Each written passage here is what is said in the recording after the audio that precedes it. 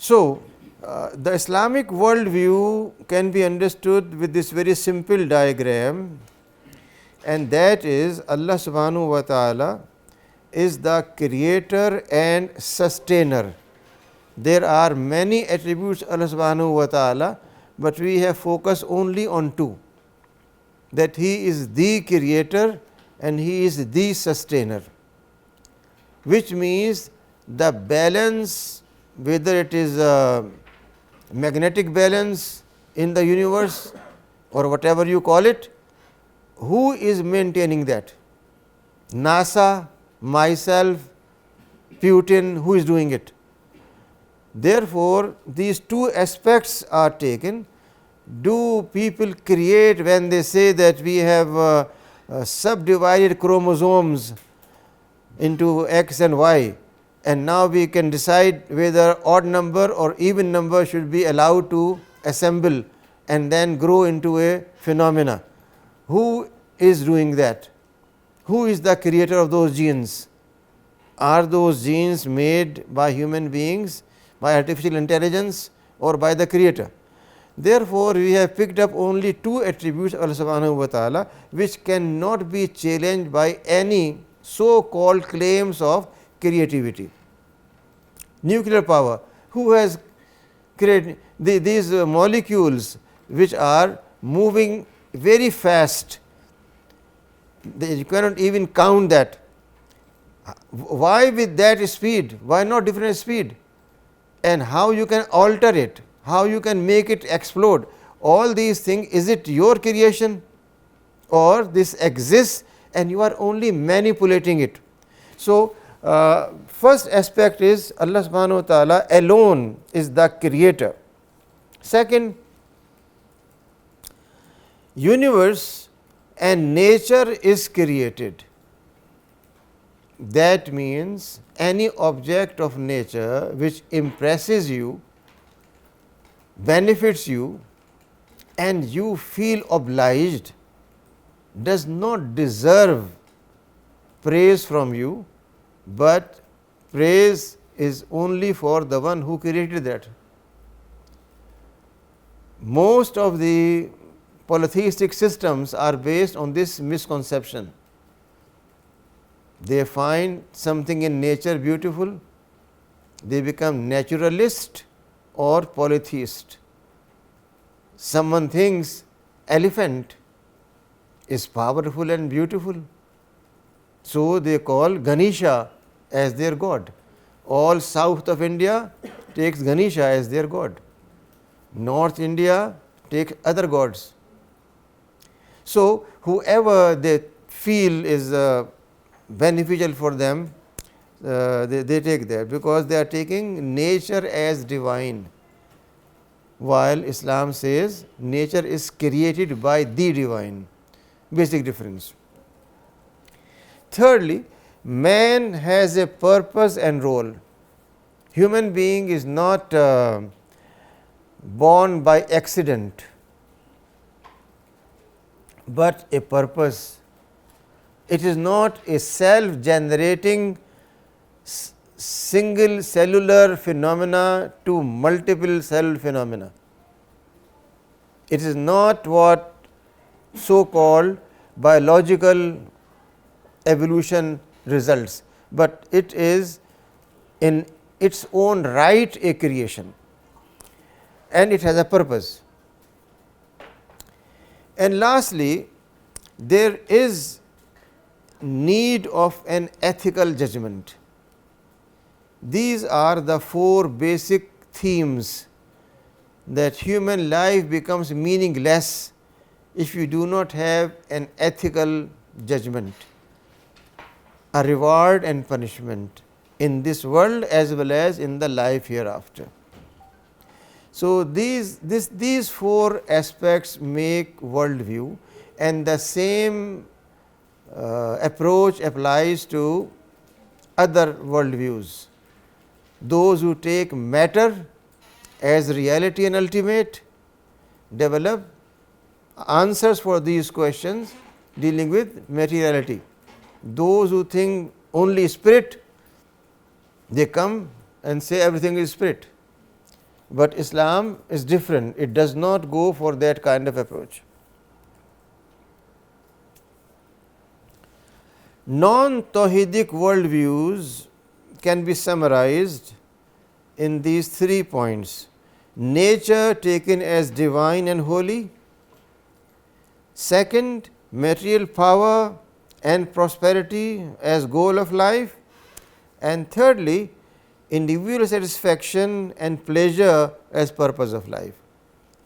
This third aspect is the contemporary culture in which we are living, which is a gift of the Eurocentric civilization. They gave it to us as gift, and we accepted that and feel proud of that, which is completely wrong. So, these are 3 aspects that are non-Tawhidic. What is the meaning of Tawhid? First and foremost, Allah subhanahu wa ta'ala is one and unique. So, this Quranic statement in Surah Al-Ikhlas tells us about self-existence and uniqueness of Allah subhanahu wa ta'ala. Self-existence means he is not dependent for his own existence on anyone, and nor anyone can relate himself or herself to him as his progeny. And uniqueness means that there is none comparable. Now, these 2 aspects again are universal and cannot be applied on any other claimant of power and authority. ایسا ہے کہ existence of any individual is identified by this person relationship with others. A person calls himself son of a father and mother. That father and mother associate themselves with their father and mother. So, there is a linkage. No one can say, I am born without father and mother. Then, what is the genealogy of God? The word God means one who should not be son or father of anyone. Otherwise, the word God is meaningless. God means that ultimate reality which is not dependent, for known as father of so or son of so. Without this, the whole history becomes meaningless. History of humanity is based on this relationship. Whether a conqueror like Sikandar or a wise man like Plato, all of them, you understand them by this, in this context. While Allah subhanahu wa ta'ala, or God with big G, means one who should be above this linkage or association. Therefore, when the Quran says he is neither begotten nor he is father of anyone, it takes care of this human confusion. Human mind confuses divinity with humanity. Why? Because human mind is always attracted to fascination. Fascination. Fascination means you say high, great, splendid. When you see something incredible, all these words are used when you see something which is wonderful. Allah subhanahu wa ta'ala is beyond this wonder. This is the meaning of he is neither created nor he gives birth to anyone. This question has been raised again and again by many people, but they fail to define how they understand the word God. If they understand the word God as something created, then their question is not logical. If they understand God as the creator, then the creator should not be created. Very simple, common sense, logic. So they confuse. They always come up with a puzzle that can God create a stone which he cannot move? A question coming from centuries in different forms. Why not? He can create anything, but at the same time he has the power to create and move anything, not just create and then become helpless. Uniqueness means that he is not helpless. He is above all these human limitations. That's how the universe comes into existence. آپ یہ غور فرمائیے کہ scientific تعبیرات جو بھی ہوں، جو آج کل آپ تجربہ کر رہے ہیں فینومینا کا، جو میں نے نہیں دیکھا گزشتہ جب سے میں اسلام آباد آیا ہوں سن 80 سے اب تک، کہ آپ کے جو کلاؤڈ برسٹ ہو. اچھا یہ جو کلاؤڈ برسٹ ہے، جو اس کے اندر جتنا اماؤنٹ ہے واٹر کا، اور جو ہوا کا کیا وزن ہوتا ہے؟ اچھا اس ہوا کے اوپر وہ کس طرح سے موجود ہے اور کہاں جا کے اسے برسٹ کرنا ہے، یہ ناصر طے کر رہا ہے، پیوٹن طے کر رہا ہے، کون طے کر رہا ہے؟ It's not a matter of believing blindly, but it's a matter of ground realities.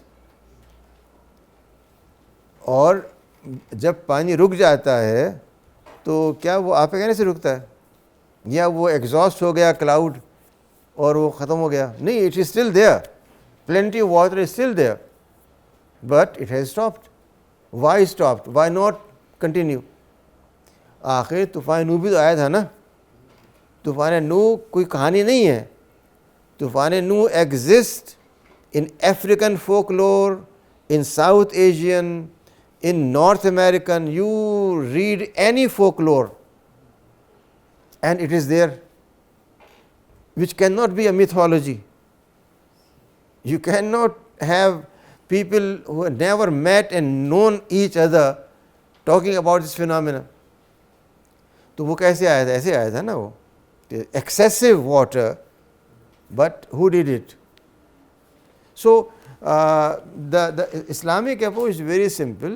Allah subhanahu wa ta'ala is the ultimate creator and sustainer.